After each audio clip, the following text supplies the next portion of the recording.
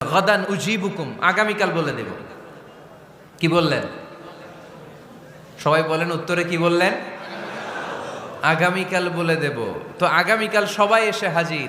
বলো, 3টা প্রশ্ন রেখেছিলাম গতকাল, উত্তর বলো।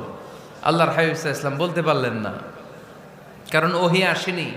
তিনি ছিলেন ওহী নির্ভর, ডিপেন্ডেন্ট অন ওয়াহি, dependent on revelation, guided by the ওয়াহি।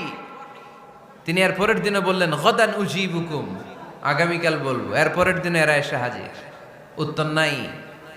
আল্লাহর হাবিব সাল্লাল্লাহু আলাইহি ওয়াসাল্লাম আবারও বললেন গাদান উজিবুকুম, আগামীকাল বলবো। এর পরের দিনে এরা এসে হাজির। এরকম 1 দিন 2 দিন 3 দিন নয়, টানা 15 দিন আল্লাহর হাবিব সাল্লাল্লাহু আলাইহি ওয়াসাল্লামের প্রশ্নগুলোর উত্তর করতে পারেন নাই। আল্লাহর হাবিব সাল্লাল্লাহু আলাইহি সাল্লামের নবুয়তি জিন্দেগিতে এত বিব্রতকর পরিস্থিতিতে তিনি কখনো পড়েন নাই। ইহুদিরা প্রতিদিন এসে হট্টগোল করে আর মক্কায় রটনা ছড়ায়, দেখো এই লোকটা